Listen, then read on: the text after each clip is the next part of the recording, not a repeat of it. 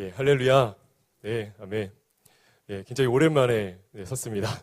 예, 지난 6월이었던 것 같은데, 그때 6월에 한번 서고, 한 4개월이 지난 것 같습니다. 굉장히 오랜만에 이곳에 섰는데, 제가 방주 젊은이교회에 온 지도 한 지금 10개월이 돼가는 것 같습니다. 처음에 1월달 첫째 주로 기억을 하는데요. 현수막이 이게 파란색이었어요. 그때는 파란색이었고, 그때 이제 첫 주 설교를 했었었는데, 그때 참 굉장히 떨리고, 진짜 막 온몸이 떨리더라고요. 그렇게 어떻게 제가 그 앞에 서서 말씀을 전했는지, 참 하나님의 은혜였습니다. 그리고 6월 달에 한번 또 섰던 것 같고, 현수막이 바뀔 때마다 한 번씩 섰던 것 같아요. 예, 현수막이 색깔이 교체될 때마다 한 번씩 제가 섰던 것 같은데, 그런데 이제 세 번째 서는 건데도 불구하고, 좀 나아지는가 싶더니, 이제 나아지는 건 아니고, 예, 늘 떨리는 것 같습니다. 예.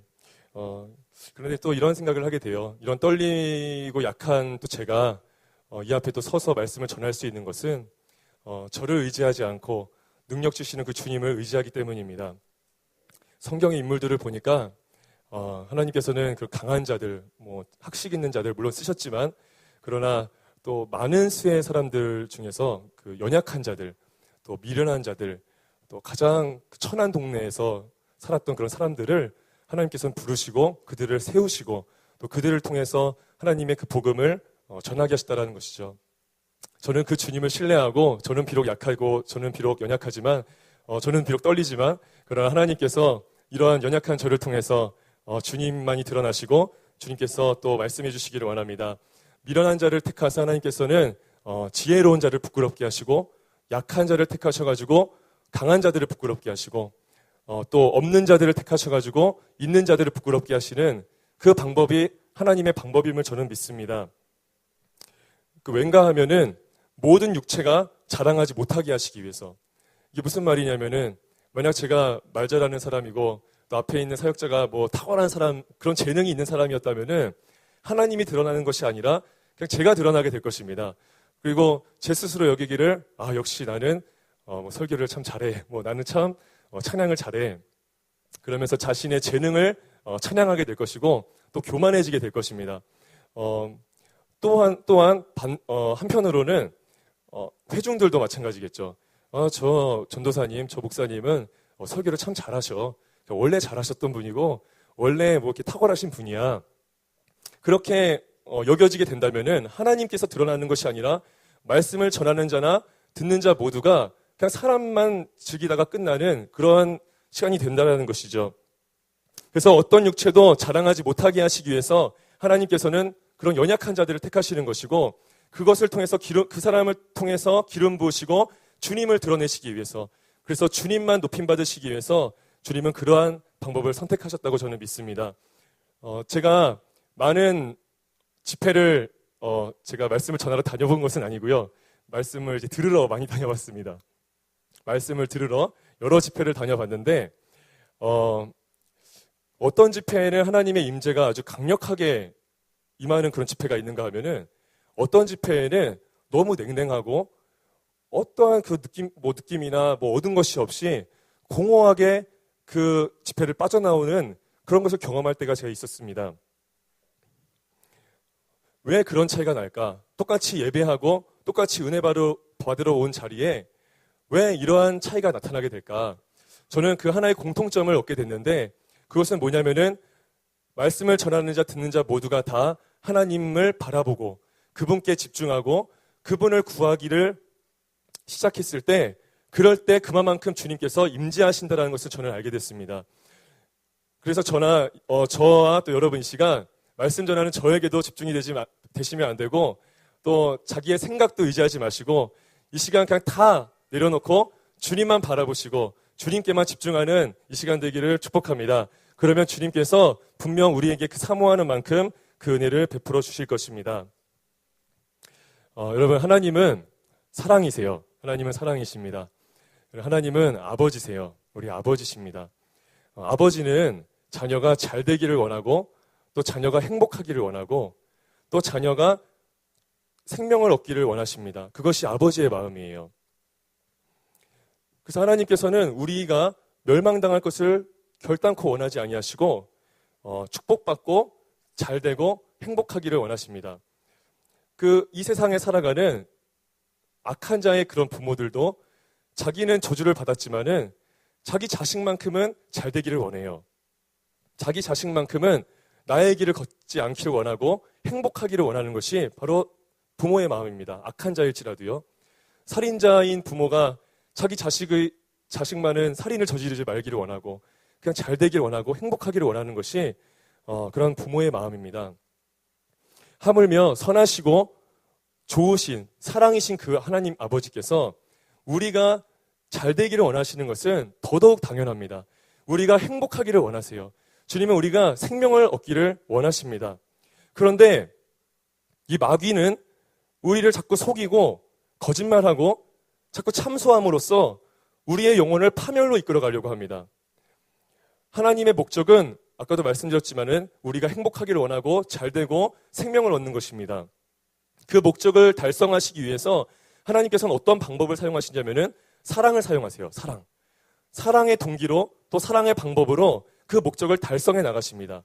심지어는 책망하시고 때로는 혼내실 때라도 그 목적이 뭐죠? 살리기 위한 거예요. 생명을 얻기 위함인 거예요. 그래서 혼을 내신다는 것이죠.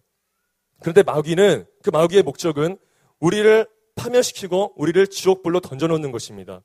자기와 같이 멸망으로 같이 가자는 거예요. 그 방법을 뭘로 사용하느냐? 거짓말, 참소, 비난 이런 걸 통해서 끊임없이 우리가 멸망으로 갈 수도 있도록 가도록 그렇게 부추긴다는 것입니다.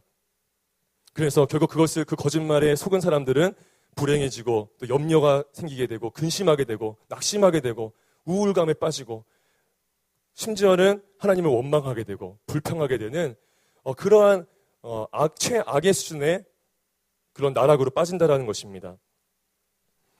너무나 안타까운 사실은 많은 사람들이 불신자를 얘기하는 것이 아닙니다. 불신자는 예수님께 관심도 없죠. 예. 불신자를 지금 대상으로 하는 것이 아니라 바로 우리 믿는 자들 안에서도 너무나 많은 사람들이 그 하나님의 사랑을 믿지를 않아요. 오히려 거짓말쟁이인 그 마귀의 말을 더 듣고 그 마귀에 손들어줍니다. 그 마귀의 전략은 우리가 하나님의 사랑을 오해하기만 하면은 우리의 신앙이 잘 되지 못할 것이라는 것을 너무나 잘 알고 있어요. 그냥 하나님에 대해서 오해하기만 해도 하나님의 사랑에 대해서 의심하게만 만들어도 우리의 신앙은 건강하게 갈 수 없다라는 것을 사단은 너무나 잘 알고 있기 때문에 그 하나님의 사랑을 자꾸 오해하게 만듭니다.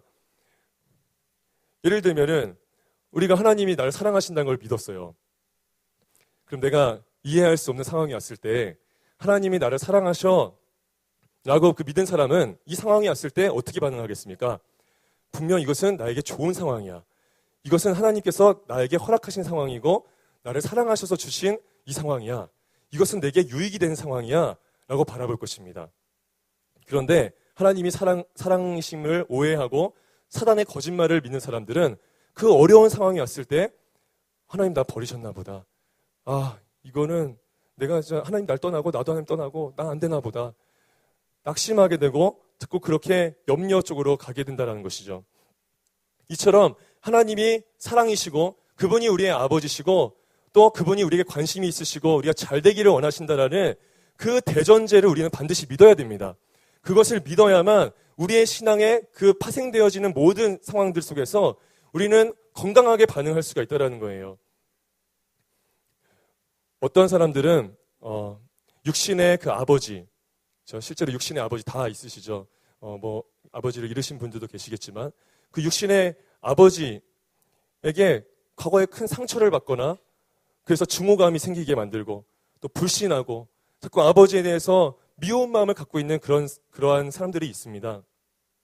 그런 아버지의 사랑을 잘 받지 못하고 자란 사람들은 하나님을 아버지라 부르는 것도 참으로 어렵고 어색하고 그리고 하나님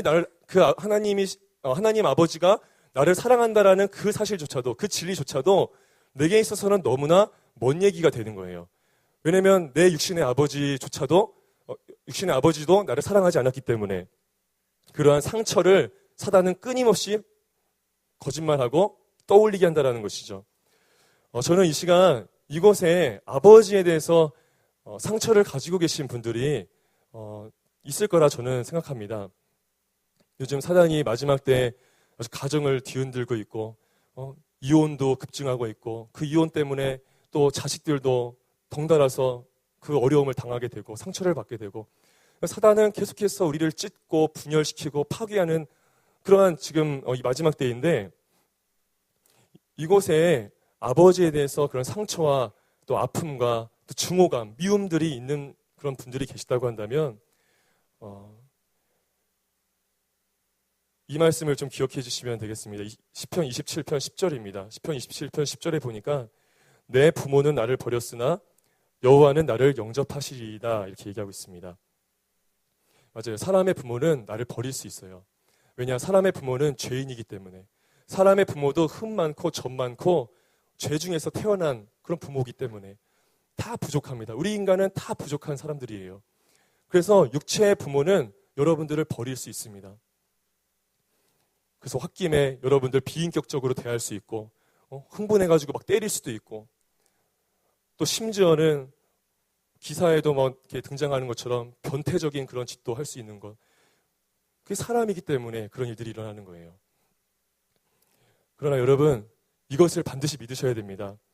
사람의 부모는 여러분들을 버릴 수 있을지 모르겠지만 하나님은 여러분들을 안으시고 여러분들을 품으시고 언제든지 언제까지 여러분들을 사랑으로 대하신다는 것을 여러분 반드시 믿으셔야만 합니다.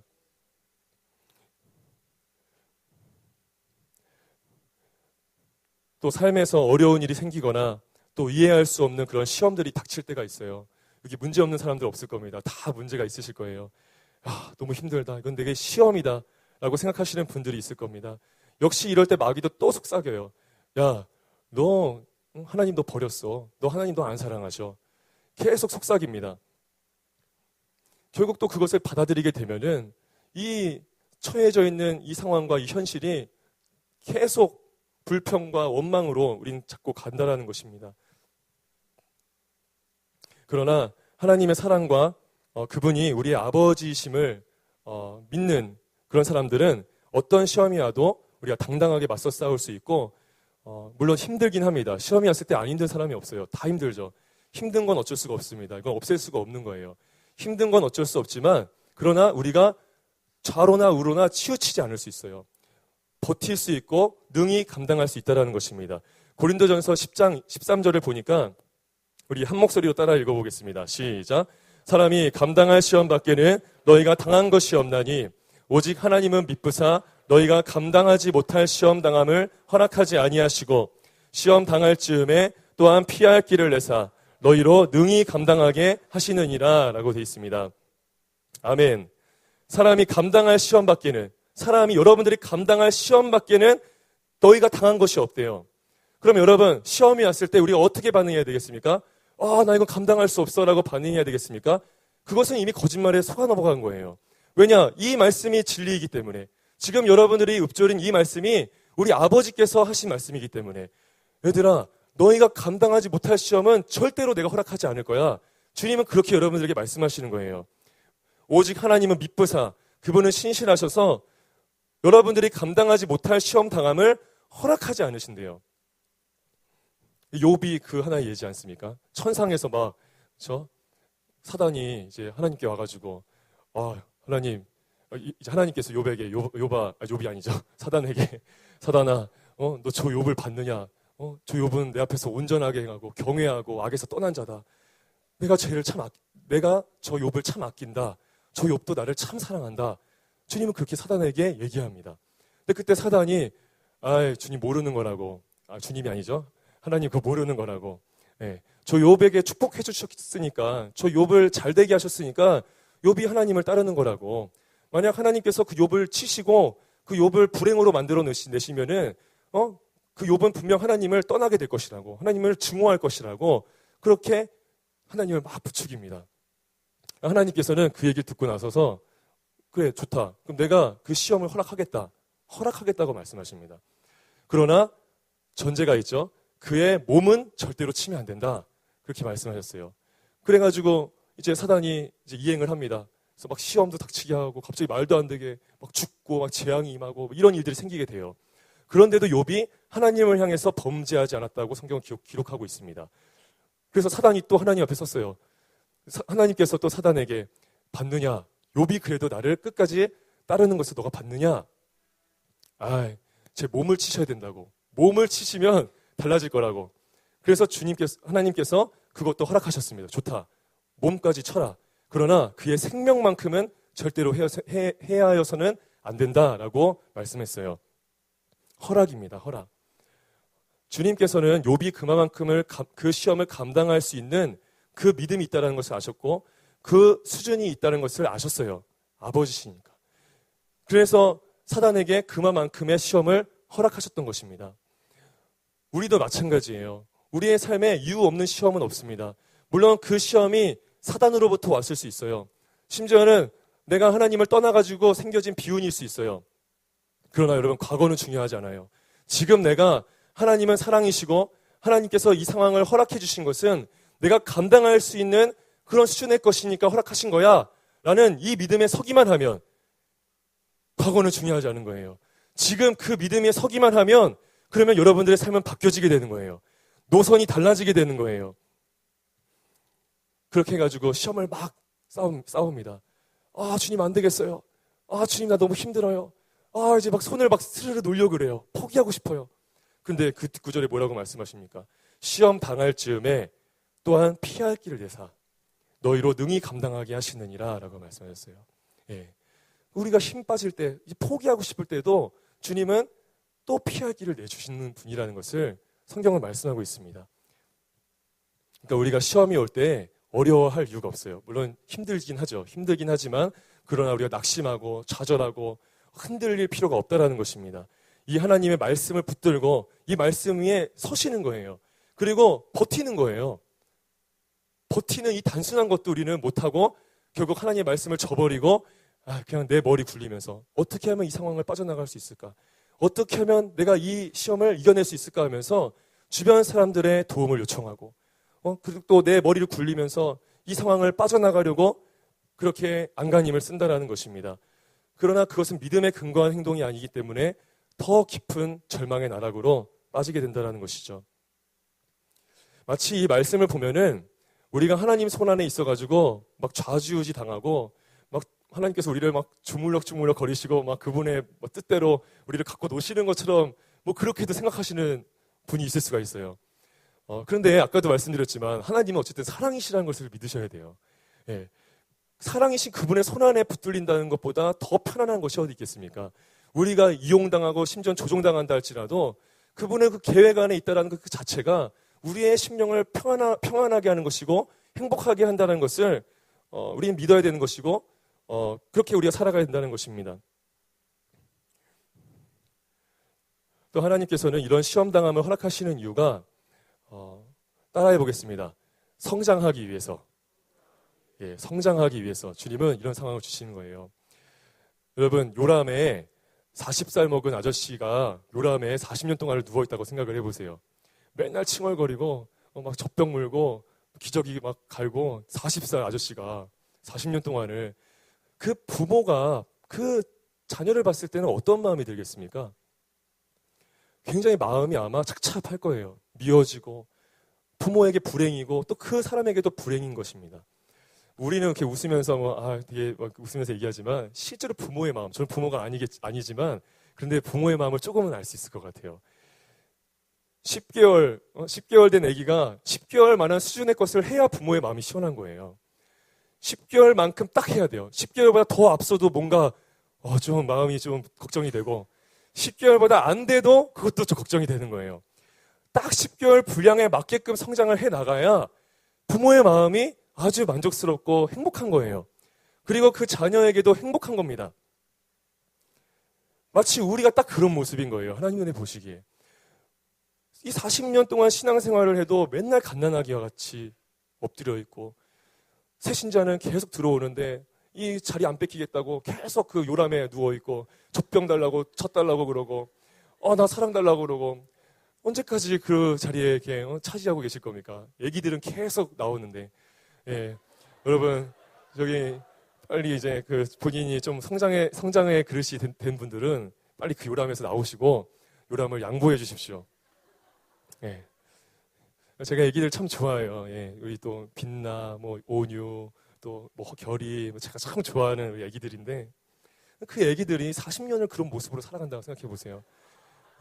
정말 이건 진짜 저주입니다. 저주. 예. 여러분, 하나님의 마음은 우리가 성장하기를 원하신다는 것을 믿으십시오. 예. 그래서 시험을 주시는 거예요. 예. 처음에 세발자전거 타는 게 어려워요.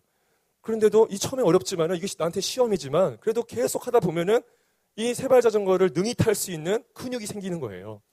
그러다가 이제 세발자전거 졸업하고 이제 두발자전거로 이제 막 하는데 처음에 막 보조바퀴 달고 하잖아요. 그러다가 보조바퀴도 좀 떼고 이렇게 하면서 처음에는 어렵지만 힘들지만 그래도 계속 하다 보면은 그만큼의 성장이 있게 되는 것이고 그만큼 또 감당할 수 있는 근육이 내 안에 생겨지게 되는 거예요. 에베소서 4장 13절에서 14절을 보면은 우리가 다 하나님의 아들을 믿는 것과 아는 일에 하나가 되어 온전한 사람을 이루어 그리스도의 장성한 분량이 충만한 데까지 이르리니 라고 말씀하고 있습니다. 그래서 14절에 이는 우리가 이제부터 어린아이가 되지 아니하며 사람의 속임수와 간사한 유혹에 빠져 온갖 교훈의 풍조에 밀려 요동하지 않게 하려 함이라 라고 말씀하십니다.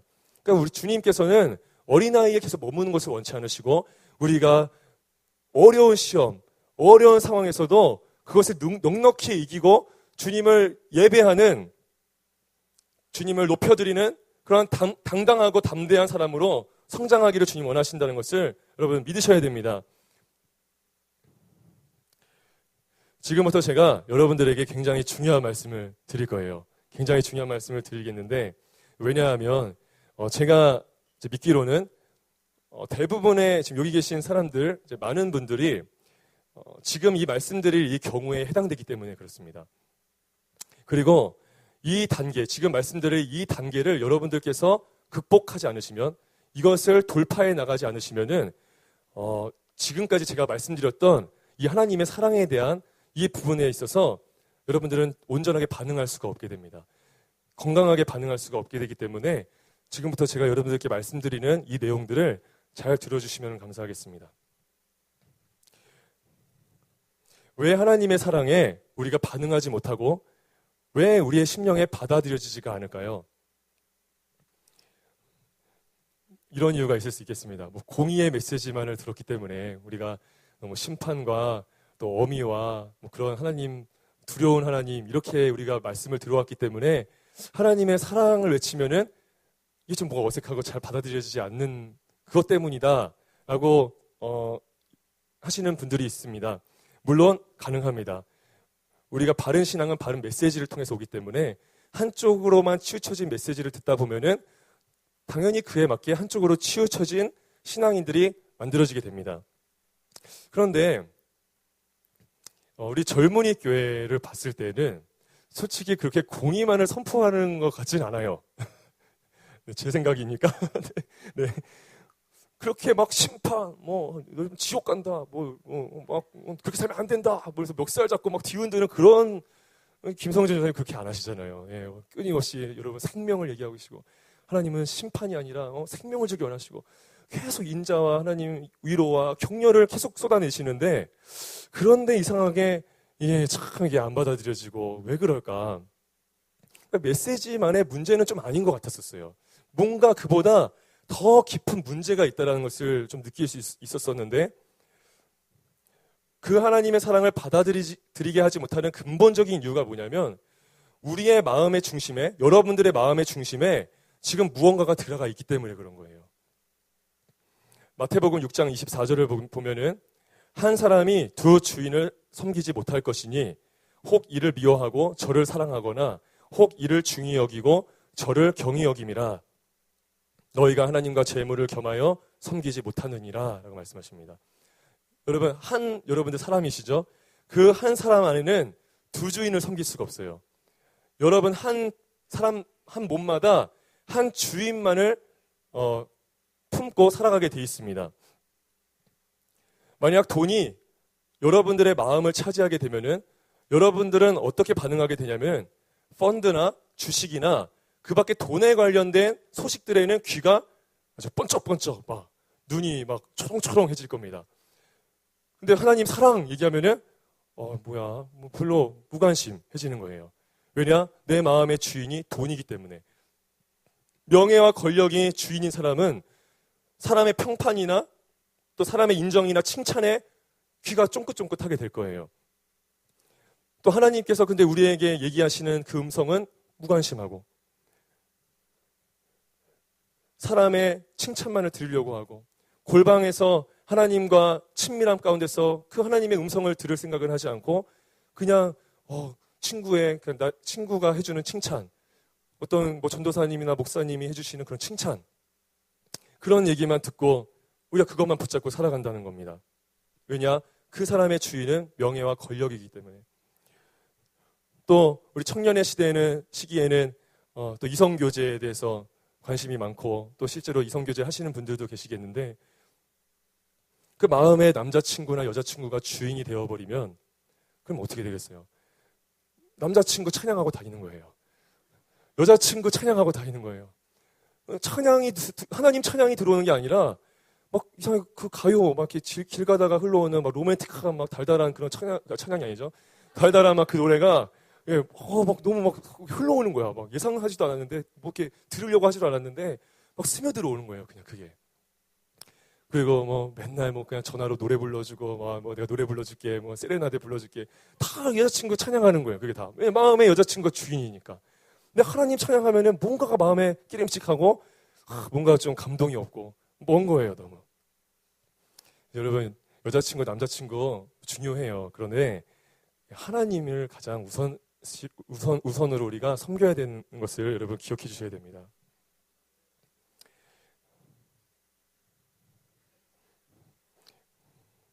네. 누가복음 8장 14절에 보니까 가시떨기에 떨어졌다라는 것은 말씀을 들은 자이나 지내는 중 이생의 염려와 재물과 향락의 기운이 막혀 온전히 결실하지 못하는 자요. 이 말씀이 있습니다. 씨 뿌리는 비유를 말씀하신 것 중에 한 구절이에요. 4가지의 밭이 나오는데 한 가지는 길가밭, 하나는 돌짝밭, 하나는 가시밭, 하나는 옥토밭. 4가지의 밭이 나오죠. 여기서 열매를 맺는 밭은 옥토밭뿐입니다. 나머지 3가지의 밭은 열매를 맺을 수가 없는 밭들이에요. 그런데 제가 오늘 초점을 맞추고 싶은 이 말씀은 가시떨기에 떨어진 그 말씀인데 그 가시떨기가 뭐냐면은 인생의 염려와 재물과 향락이에요.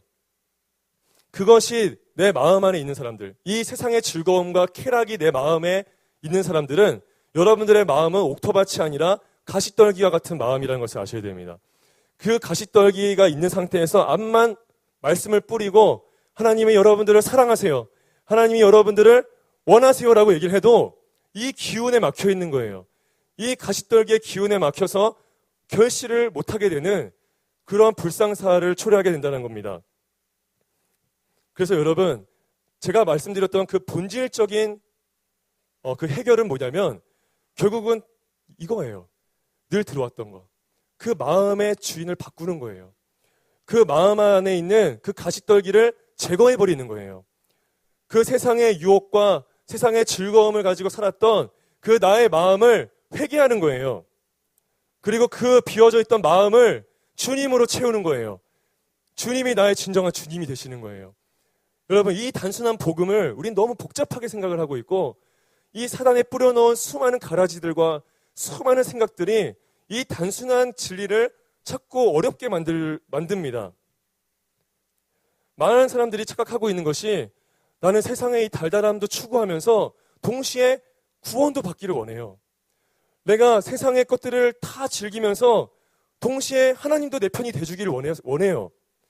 그런데 아까도 말씀드렸지만은 한 사람이 두 주인을 섬기지 못한다고 말씀하셨던 것처럼 우리는 두 주인을 섬길 수가 없습니다. 죄를 짓든지 세상으로 나아가든지 아니면 예수님 뜻대로 살아가든지 이 단순한 선택만이 우리에게 있을 뿐이에요. 그렇기 때문에 수많은 사람들이 이름표는 그리스도인이지만은 실제로는 회개에 합당한 열매를 맺지 못하며 살아갑니다. 너희는 회개에 합당한 열매를 맺으라 라고 말씀하시는데 왜 우리가 회개를 하는데 이 뜨거운 예배 가운데 우리는 회개를 하는데 왜 삶으로 나아가면은 열매가 없을까? 그것은 말씀이 잘못된 게 아니라 여러분들의 회개가 지금 뭔가 문제가 있기 때문에 열매를 못 맺고 있다라고 결정을 내리셔야 돼요. 그런 결론을 내리셔야 돼요. 마음의 주인을 바꾸지 않고서 입술로 회개하니까. 예.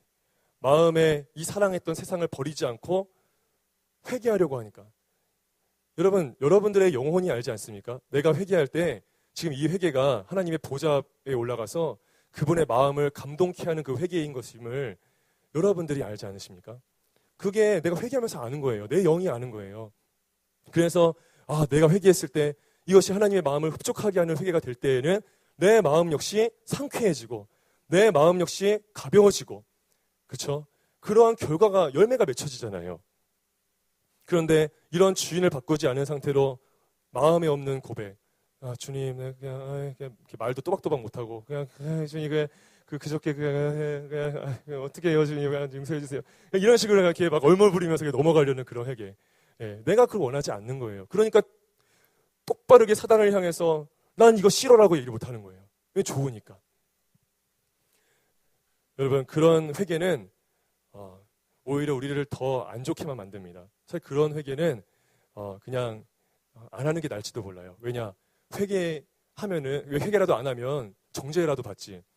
회개했으니까 그래도 주님 나 받아주셨을 거야 라고 스스로 또 착각할 수도 있는 거잖아요.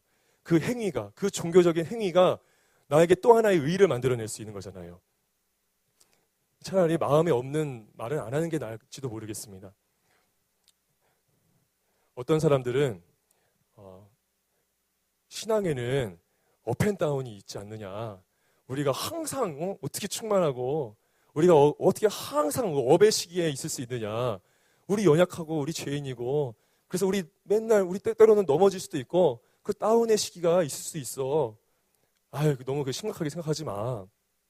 그렇게 위로하시는 분들도 있을 수 있습니다. 야, 다 그런 시기가 다 있어. 물론 있을 수 있습니다. 예, 저도 그런 다운의 시기를 겪었고 때로는 저도 다운의 시기가 있습니다. 여러분들도 그런 시기가 있어요. 이걸 제가 부인하는 게 아니라 그 마음의 중심을 좀 우리 한번 들여다보자는 말입니다. 이 다운의 시기, 우리 신앙에 업앤다운이 있어라는 이 얘기의 중심은 도대체 어떤 중심으로 얘기한 것인지. 그래서 계속 다운의 시기에 있겠다라는 어떤 그런 합리화의 얘기입니까? 예. 다운의 시기 있을 수밖에 없잖아. 그럴 수 있잖아. 그래서 그냥 다운의 시기에 아예 들어눕고 그냥 다운은 어쩔 수 없는 거니까 제가 경계하는 것은 바로 이러한 마음입니다. 우리가 참된 마음을 품는 사람이라면 그 다운의 시기에 있을 때 그렇게 편안하게 있을 수 있을까요? 절대로 그럴 수가 없어요. 우리가 참된 그리스도인이고 또 참된 마음을 갖고 있는 사람이라면은 우리는 다운의 시기에 오랫동안 있을 수가 없습니다. 빨리 박차고 빨리 일어나서 주님을 찾게 될 거예요. 그런데 어떤 부류의 사람들은 다운의 시기를 합리화하면서 우린 다 이런 시기에 있을 수밖에 없어. 아예 그냥 그렇게 너무 떳떳하게 얘기를 하시는 분들이 덜어 있을까 봐 이런 말씀을 드립니다. 절대로 어떤 상황에서든지 내 이 죄를 짓는 삶을 합리화하는 그런 생각을 여러분 단호하게 거절을 하셔야 됩니다. 그것은 여러분들에게 도움이 되지가 않아요. 여러분들의 갈망을 날이 갈수록 사그러들게 만들 것입니다. 식어지게 하고 식어지게 하고 식어지게 해서 결국에는 바리새인들과 서기관들과 같은 말씀을 얘기하고 말씀을 듣지만은 마음에는 아무런 감동도 없는 그러한 미적지근하고 차가워져 버린 종교인으로 전락하게 될 것입니다. 여러분 갈망을 일으키십시오.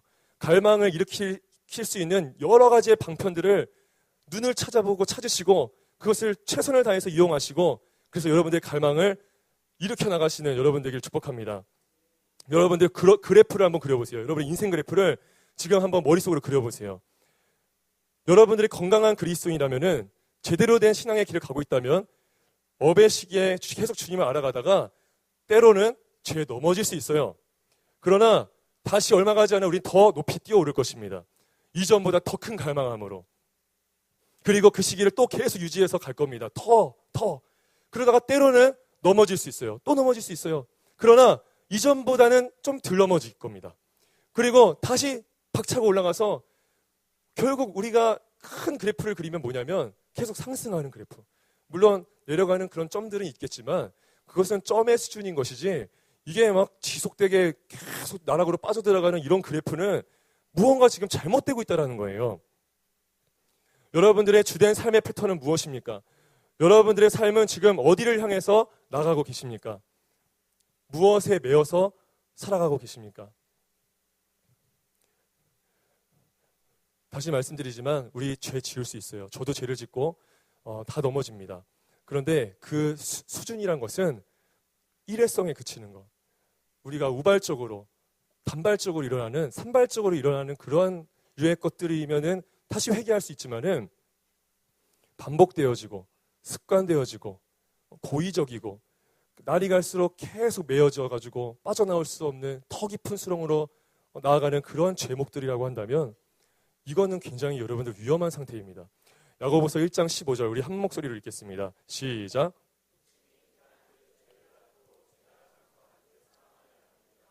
잘 아는 말씀이죠. 욕심은 눈에 보이지 않습니다. 소욕이에요. 이 소욕을 우리가 품게 되고 이 소욕이 계속 시간이 가다 보면은 뭐가 낳죠? 죄가 나와요. 죄를 짓는 겁니다. 그런데 이 상황에서는 아직 사망에 이른 단계는 아니에요. 이 단계에서 우리가 빨리 양심의 찔림을 받고 다시 회개해서 다시 돌이키면 돼요. 그런데 문제는 그 뒤에요. 장성한 죄. 이 죄가 장성하게 되면은 어디에 이른다고요? 사망이에요, 사망. 저는 이것이 두려운 것입니다. 제가 염려하는 것은 그냥 순간 잘 가다가 한번 넘어지고 때론 죄 걸려 넘어지고 실수하는 이런 것을 얘기하는 것이 아니라 주님도 그거에 대해서 너무 이렇게 죄졌어 하면서 막 멱살을 잡고 막 하시 그런 분 아니세요. 기본적으로 주님 용서하시고 긍휼히 여기시는 분이시기 때문에 품고 가시기 때문에. 그런데 주님께서도 염려하시는 것은 뭐냐면 그 반복되어지고 장성한 죄로 말미암아 우리의 양심이 둔감해지는 거예요. 우리의 양심이 점점 어두워지고 강팍해져가고 완고해져서 나중에는 하나님께서 회개하라고 말씀을 해도 듣지를 못하는 단계. 심지어는 세계적인 유명한 하나님의 사람이 와가지고 막 불을 뿜어내면서 여러분 회개하십시오 막 이렇게 외쳐도 전혀 움직이지 않는 그러한 완강한 마음. 이것이 더 비참한 것임을 우리가 기억해야 될 것입니다.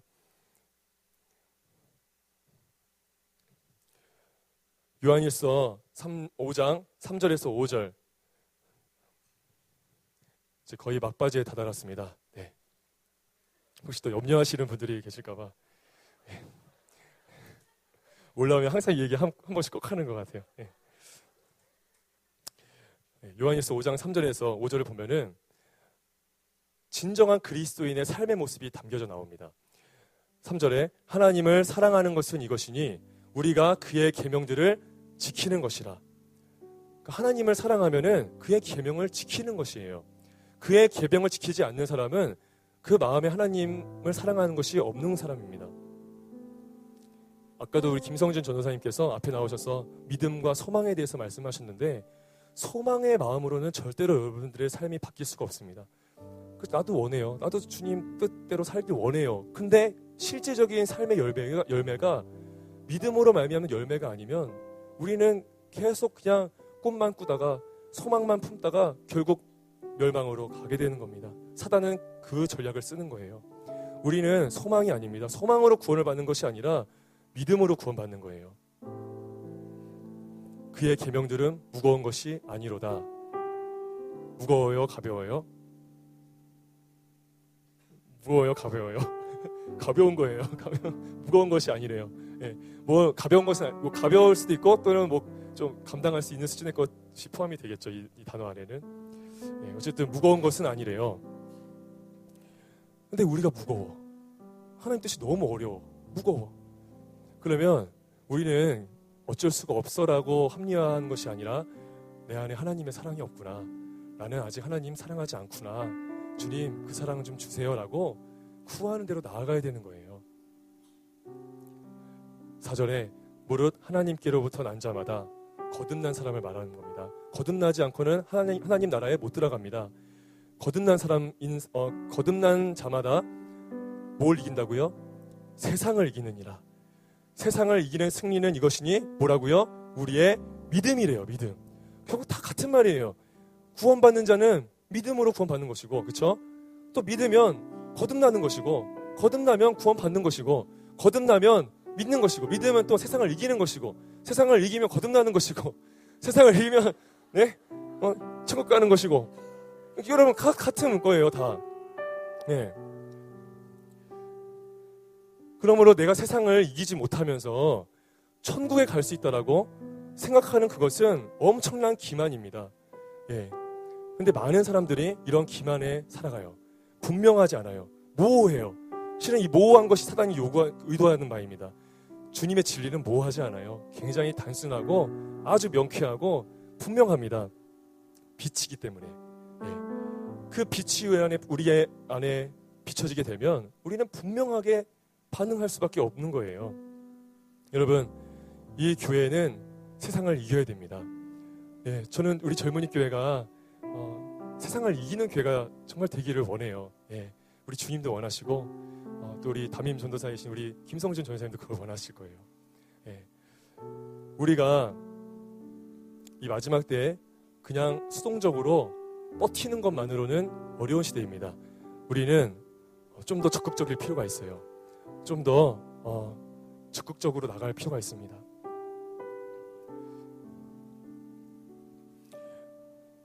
요한일서 5장 18절에 보니까 하나님께로부터 난 자, 또 거듭난 자에 대해서 말씀하십니다.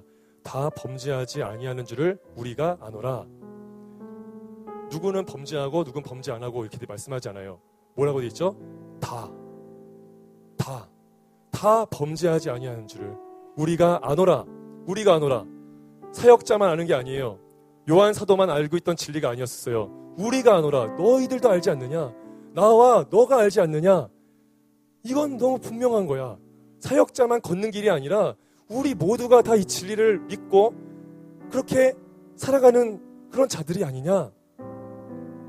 하나님께로부터 나신 자가 그를 지키심에, 주님은 여러분들 지키세요. 그 악한 자가 그를 만지지도 못한대요. 이 말씀 믿는 거예요. 이 말씀을 내 마음에 새기는 거예요. 액면 그대로 믿는 거예요. 또 성경은 계속해서 우리에게 이기는 자에 대해서 말씀하고 있습니다. 여러분 잘 들어주세요. 이제 거의 다 왔습니다. 왜냐하면 이것이 왜 중요하냐면은 제가 지금 말씀드릴 이 계시록 말씀입니다. 계시록 말씀에 이기는 자에 대한 말씀만 제가 읽어드릴 거예요. 근데 그 구절에 항상 어떤 전제가 붙냐면 귀 있는 자는 성령이 교회들에게 하시는 말씀을 들을지어다 라고 말씀하고 이 말씀을 시작하십니다. 그러면 여러분 이거는 아시아의 7교회들에게만 전했던 말씀이 아니라 지금 바로 우리 교회를 향해서 주시는 말씀임을 여러분 믿으셔야 됩니다. 계시록 2장 7절에 귀 있는 자는 성령이 교회들에게 하시는 말씀을 들을지어다.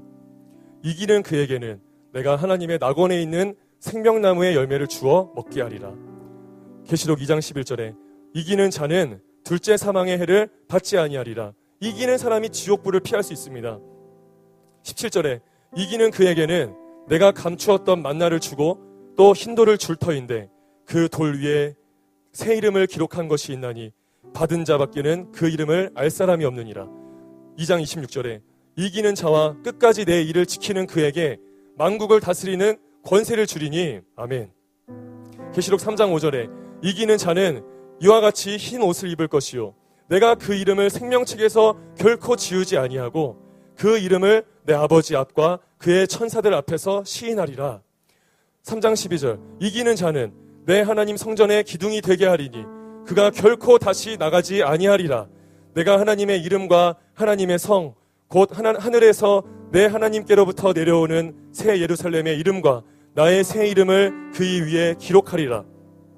21절 이기는 그에게는 내가 내 보좌에 함께 앉게 하여 주기를 내가 이기고 아버지 보좌에 함께 앉은 것과 같이 하리라. 아멘. 주님이 세상을 이기셨습니다. 그래서 주님이 보좌에 앉아 계신 거예요. 이것과 같이 이기는 자, 그 이기는 자에게 하나님의 보좌에 같이 함께 할 수 있는 그 권한을 주시겠다는 겁니다. 마지막 계시록 21장 7절에 이기는 자는 이것들을 상속으로 받으리라. 나는 그의 하나님이 되고 그는 내 아들이 되리라. 아멘. 이처럼 성경은 우리에게 이기는 자에 대해서 말씀하고 계시고 그 이기는 자들이 하나님의 나라에 들어갈 수 있고 또 그분과 함께 할 수 있는 그런 자격을 가진 사람이라는 것을 말씀하고 있습니다. 이제 분명히 진리는 나와 있어요. 이미 답은 우리에게 나와 있어요. 이제는 우리가 선택을 해야 될 때입니다. 아까도 말씀드렸지만은 우리 하나님께서는 사랑이시고 우리 아버지십니다. 예. 그 아버지가 자녀가 잘 되기를 원하십니다. 여러분들이 행복하기를 원하시고 여러분들이 생명에 이르기를 주님은 원하세요. 여러분들이 원하는 것보다 주님은 더 원하고 계십니다. 탕자가 그 집을 나가죠. 아버지가 탕자를 쫓아낸 것이 아니라 탕자가 제 발로 아버지의 속박이 싫어서 제 발로 걸어 나갔습니다. 그래서 세상을 즐기다가 다 재산을 탕진해 버리고 그리고 흉년이 들었어요. 궁핍해져 버린 거예요. 이 육체가 힘들어지고 어려워지니까 맨날 돼지 이 쥐염 열매나 먹고 살아가니까 갑자기 옛날이 생각나는 거예요. 아버지의 집이 생각나는 거예요. 그 아버지의 집, 그곳에서는 내가 참 평안하고 아버지의 그 따스한 그 품 안에 있었었는데 그 집이 자꾸 생각이 나고 거기로 돌아가고 싶은 마음이 드러나는 거예요. 그래서 탕자가 마음의 결단을 하고 그래, 자녀의 신분을 내려놓고 그냥 종으로 아버지의 집의 품꾼으로 살아가자 이렇게 결단하고 돌이킵니다. 방향을 돌아서요. 그런데 성경에 보면 아주 흥미로운 곳이 나오는데 아버지가 이미 집 밖에 나와 있어요. 탕자가 제 발로 걸어가서 문을 두들기고 열어주세요 한 게 아니었어요. 탕자는 그냥 방향만 바꿨어요. 그리고 발걸음을 옮기기 시작했는데 그런데 이미 아버지는 기다리고 계셨고 그런 말씀이 나옵니다. 20절에 보니까 아직도 거리가 먼데 엄청 보이지도 않았을지도 몰라요. 정말 먼 거리에서 지금 오고 있는데 아버지가 뛰어가요. 막 뛰어가서 그를 불쌍히 여기고 안아줍니다. 입 맞추고 옷을 새로 입혀주고 너무 좋아서 어쩔 줄 몰라 하는 그 아버지의 모습이 나와 있어요. 여러분, 많은 걸 요구하시는 게 아니에요. 방향을 돌이키고 그냥 내 발로 막 해서 끝까지 가는 걸 원하는 게 아니라 주님은 이 시간 여러분들의 마음의 방향을 원하십니다. 방향을 결정하기를 원하시고 방향을 돌이키기만 하면 아버지께서는 좋아 어쩔 줄 몰라가지고 뛰어가실 거예요. 그리고 여러분들 안아주시고 여러분들의 모든 과거에 이제 하나도 묻지 않으실 겁니다. 하나도 생각하지 않으실 거예요. 잘 왔어. 와, 잘 왔어. 내 아들아, 내 딸아, 잘 왔어 하면서 아버지는 어쩔 줄 모르고 너무 기뻐하실 겁니다. 그 단순한 아버지의 마음, 우리가 그것을 믿고 그 품으로 나아가는 이 시간 되기를 예수님의 이름으로 축복합니다. 우리 같이 함께 이 시간 찬양하면서 주님께 나아가기를 소망합니다.